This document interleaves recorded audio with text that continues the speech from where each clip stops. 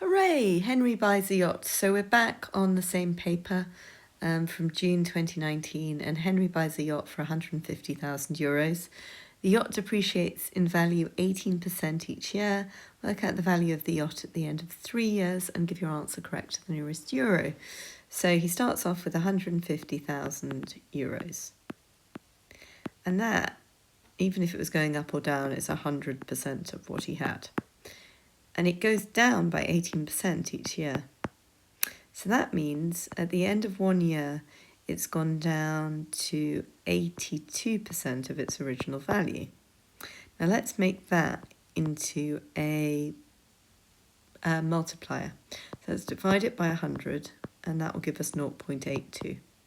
So at the end of 1 year, he will have €150,000 times 0.82.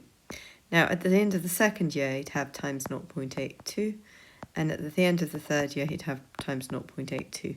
But we're going to make that easier, and we're just going to go 0.82 to the power 3. And that's at the end of 3 years. So the answer to that would be 150,000 times 0.82 to the power 3. And that equals, I don't know, 82. Gosh, he loses a lot of money. So he only has it's only worth €82,705 at the end of 3 years. I suppose it's sort of losing almost 20% of its value every year. Make sure you set things out clearly so people know. And also really make sure you read the question. I leave behind 2 or 3% on each paper. One of my students today was leaving behind quite a lot because she wasn't really reading a question very well. So find an equation for L. Well, L is going to be, the gradient's going to be minus. So let's just put it into the idea that, let's do it in blue, y equals mx plus c. So we know, let's just see where it goes through. So it's going through, if it goes through there and there. So that means it goes down 2 for every time it goes across. So we know that y equals minus 2x plus c. And it goes through the y-axis at minus 1. So y equals minus 2x minus 1. And that is your equation, unless they ask you to do something terribly complicated, which they're not going to do. Do you remember in this case a minus, because it's going down. 13, 12 even. Calculate the length of AB. So, right, we don't actually, on the side which has A, D and B, we have a problem. We don't have any of these. None of our sides have a number. But fortunately, on the side that is B, C, D, we do have this one and this one. So I think the easiest thing to find would be this one here. We'll call that Y. Okay.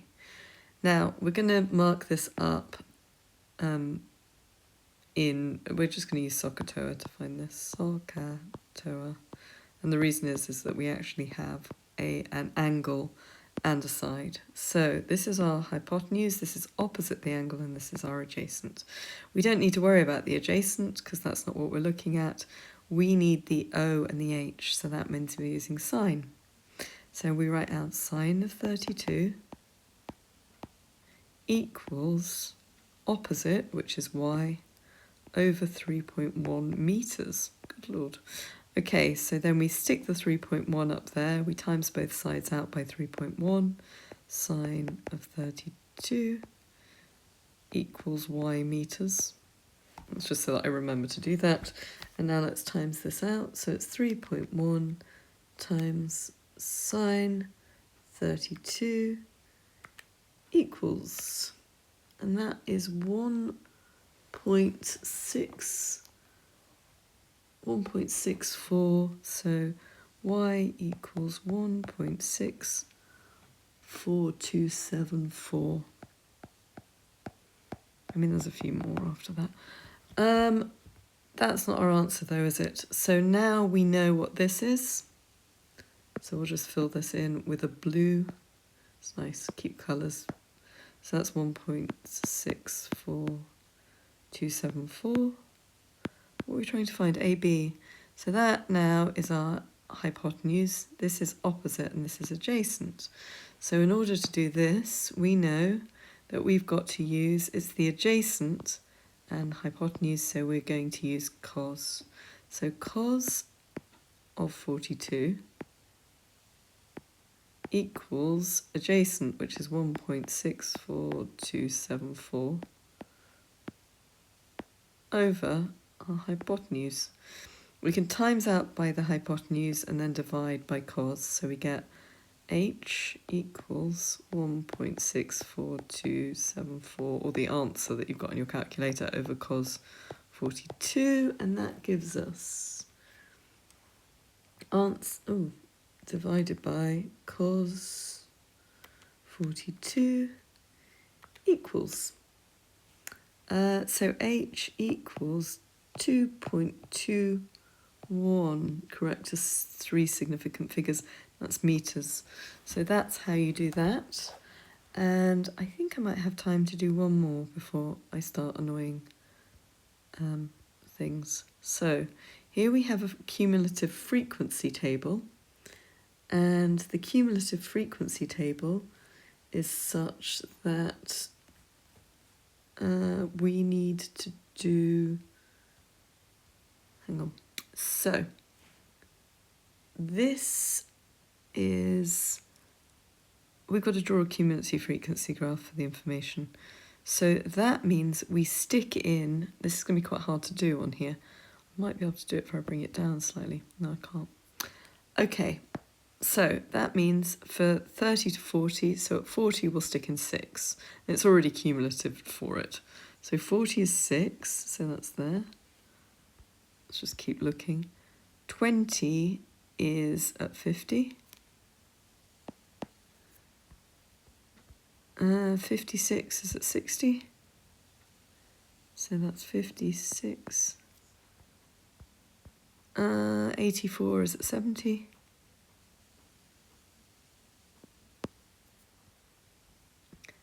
95 is at 80. And 100 is at 90.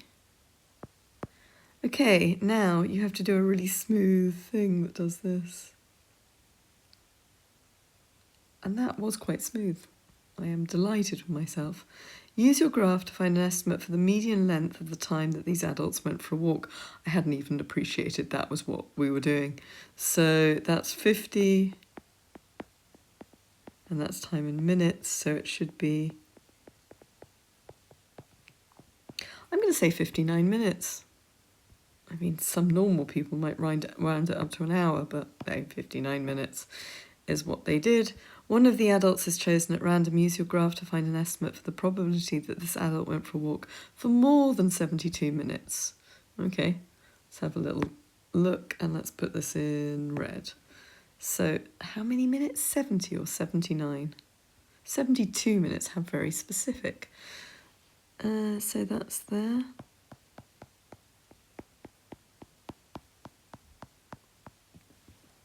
I feel like I slightly... So 84 out of 100 of them went for a walk that was less than that. And more, so that would be 16%. Or 16 out of 100. Or 8 out of 50. 4 out of 25. I feel like I'm slightly joking here, but that is basically the answer. You get quite a lot of marks for these, don't you? Right, so that was 13. Now, going on to 14.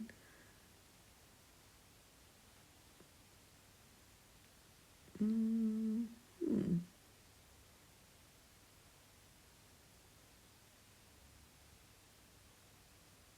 don't think I used that correctly. Anyway,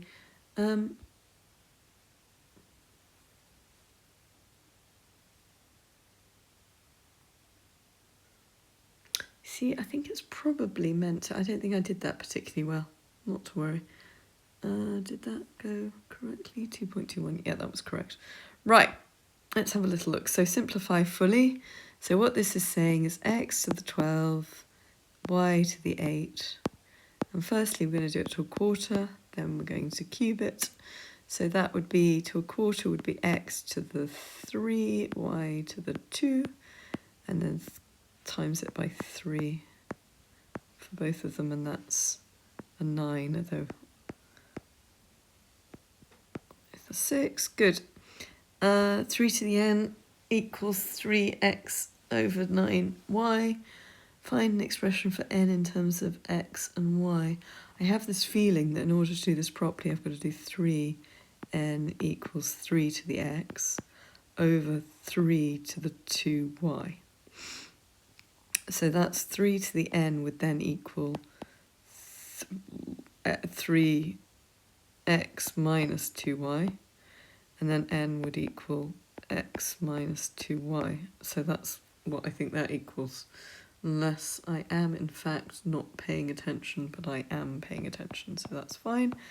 And then, lastly, I'll do this one before I maybe stop for the evening.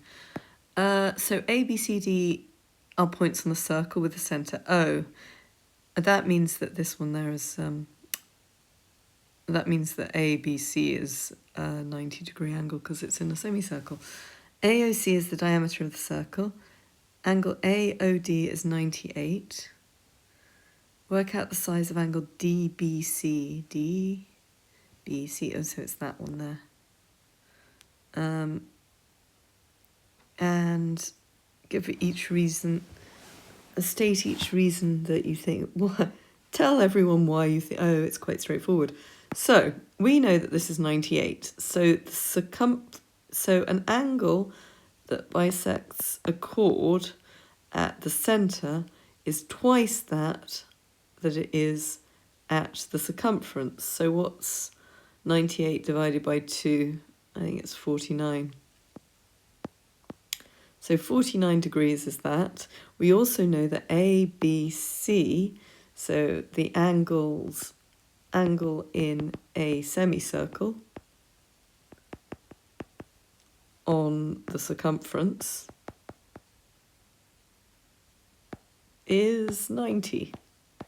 And we know that, as I've just said, if you've got a chord and it's being bisected, you get the 98 in the middle, you get 49 at the circumference.